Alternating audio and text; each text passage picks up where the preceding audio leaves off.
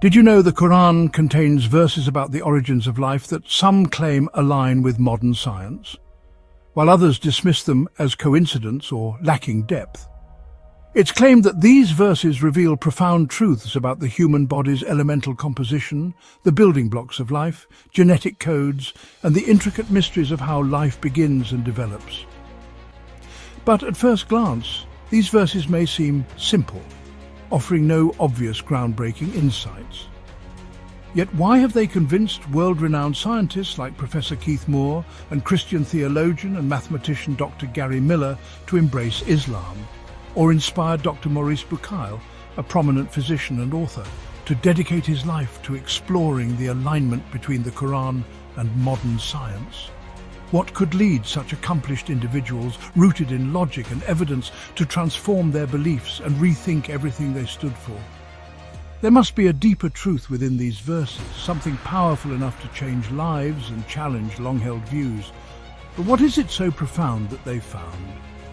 Determined to uncover this mystery, we delved deeper, harnessing the power of AI to analyze these Quranic verses through the lens of modern science, bridging the worlds of scripture and discovery like never before. What we found may challenge everything you thought was possible and open doors to a new understanding. This is a once-in-a-lifetime journey worth every second of your time. Stay with us as we explore these verses and uncover profound insights about life's origins and deeper meaning.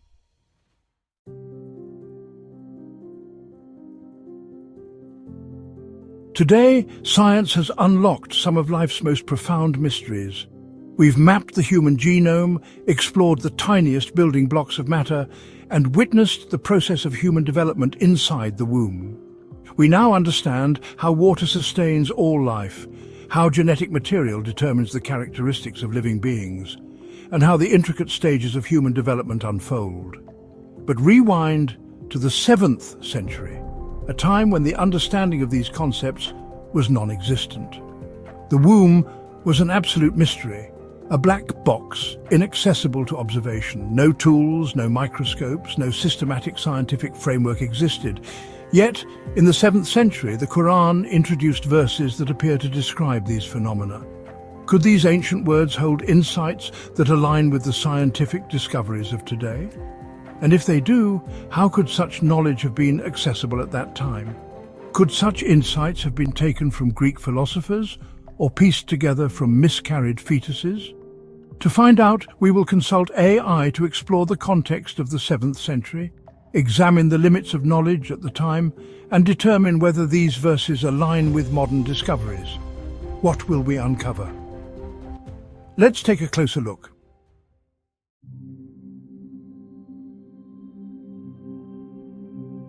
The Quran begins its description of human creation with a very interesting statement. He created man from clay like that of pottery. Surah Ar-Rahman 55:14.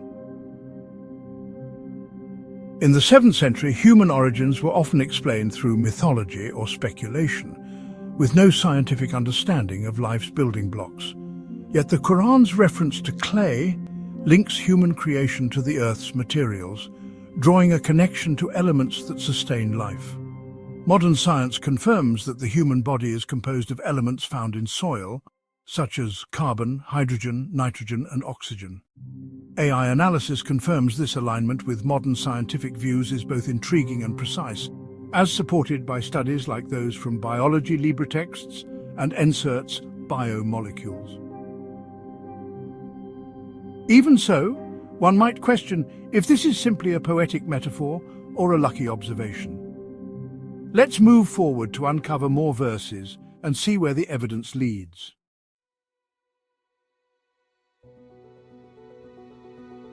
The Quran makes an even more intriguing statement about the origin of life. And we made from water every living thing, then will they not believe? Surah Al-Anbiya 21:30. In the 7th century, understanding of life's composition and its dependence on water was extremely limited. The idea that all living organisms rely on water as their foundation was far beyond human comprehension at the time. Modern science now confirms that water is essential for all known forms of life. It constitutes about 60% of the human body and plays a critical role in cellular structure and biochemical processes. AI confirms that this aligns precisely with modern scientific understanding, as highlighted in works like Albert's et al.'s Molecular Biology of the Cell. While the connection is fascinating and the statement is direct, there could still be room for an unintentional observation. Or does it point to a profound understanding of life's essence? Let's explore further.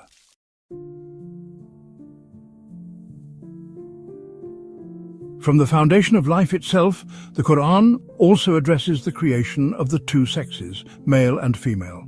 And he created the two mates, the male and the female, from a sperm drop when it is emitted. Surah An-Najm 53, 45, 46. This verse highlights the sperm's central role in reproduction, a fact confirmed by modern science. We now know that sperm fertilizes the egg to initiate life, and its X or Y chromosome determines whether the offspring is male or female, a discovery made only in the 20th century. Another verse reinforces this. Was he not a drop of sperm emitted? Then he became a clinging clot. Then he created and proportioned, and made of him two mates, the male and the female.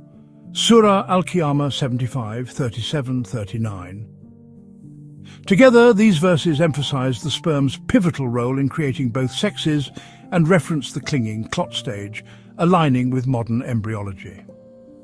In the 7th century, reproduction was poorly understood, often attributing gender determination to the mother or environmental factors.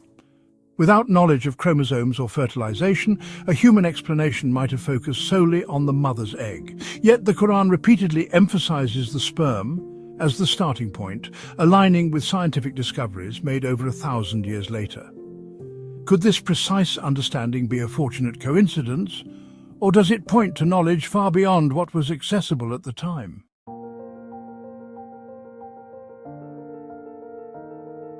The Quran doesn't stop at the creation of male and female.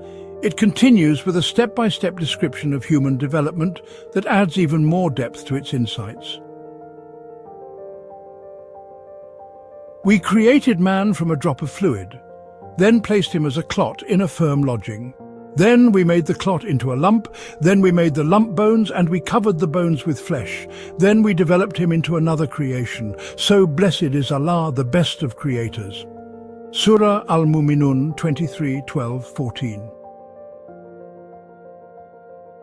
This verse builds upon the earlier stages by presenting a precise sequence. 1. The drop of fluid, nutfa, represents sperm fertilizing the egg, initiating life. 2. The clot, alaka, is the zygote attaching to the uterine wall, now firmly established. 3. The lump of flesh represents the early embryo as it grows. 4. The formation of bones, followed by the layering of muscles, aligns perfectly with modern embryology, where ossification occurs before muscles develop. The order and detail in these descriptions are remarkable, especially given the time of revelation. AI confirms this sequence aligns precisely with modern embryological findings, as documented in works like Sadler's-Langman's Medical Embryology. Could this knowledge have been taken from elsewhere? Or was it even possible to find a way to look inside and observe such processes, perhaps through ancient dissections of the body? These are questions we must explore further to understand the origins of such insights. Let's move forward and see what other signs the Quran contains.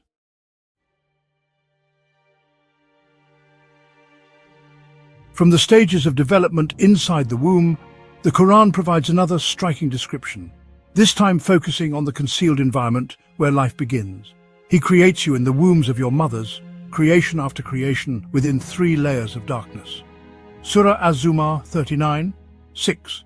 The Quran's term 3 layers of darkness vividly illustrates the protective structure that enveloped the developing embryo. Modern embryology confirms these layers as 1.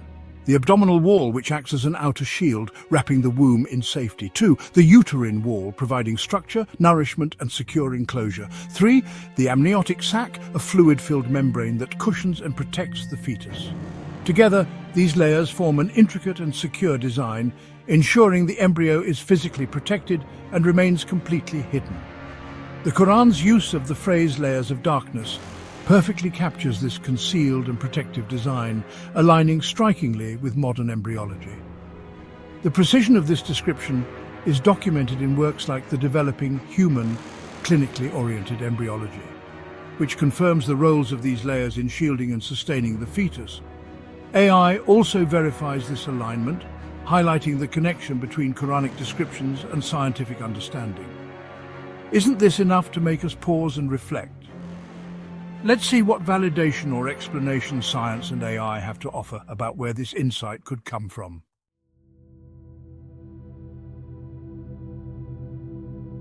While the Quran's descriptions align intriguingly with modern discoveries, how does this compare to historical understanding of human development?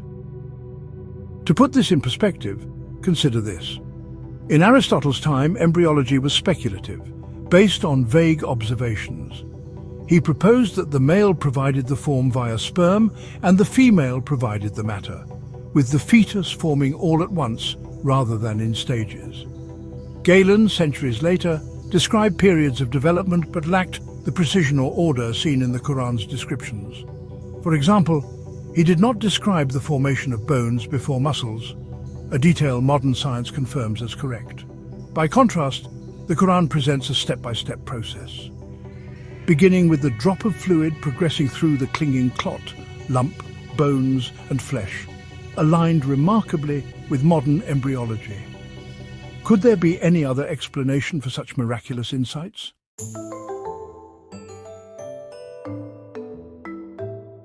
As we saw in previous chapters, AI confirms the alignment of these Quranic verses about life's origin with modern scientific discoveries. But that still doesn't explain if there could have been any other way to acquire this knowledge in the 7th century. Could dissections of pregnant women's bodies or miscarried fetuses have provided such insights? Or were there other methods to observe these intricate stages of development? Embryonic development occurs at a microscopic level and within the first few weeks of pregnancy.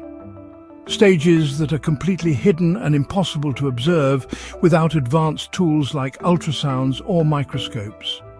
Dissections or miscarriages might reveal later stages, but they could never provide the precision or sequence described in the Quran's verses. AI concluded that these descriptions reflect knowledge that could not have been achieved using the tools or methods available in the 7th century. Okay, but what about intuition or coincidence?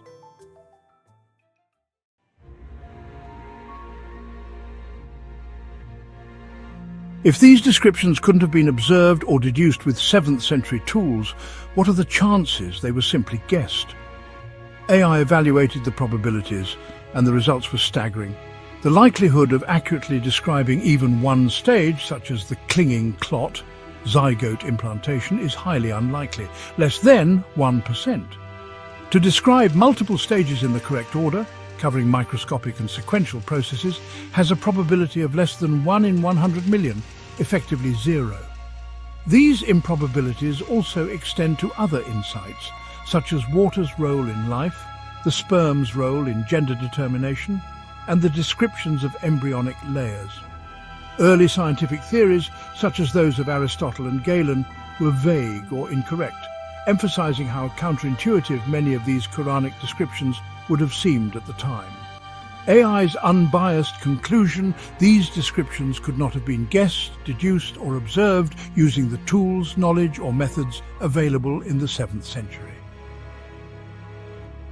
We've run out of alternative explanations. Is this the same conclusion famous scientists found?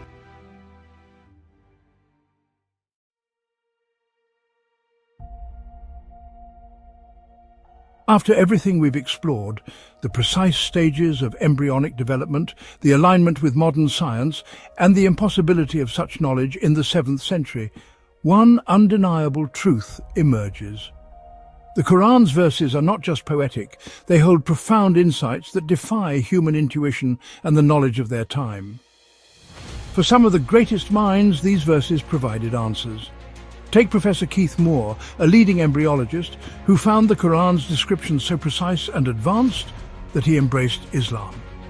The Qur'an also reveals truths like the role of water in life, gender determination, and the protective layers of the womb, long before modern science uncovered them.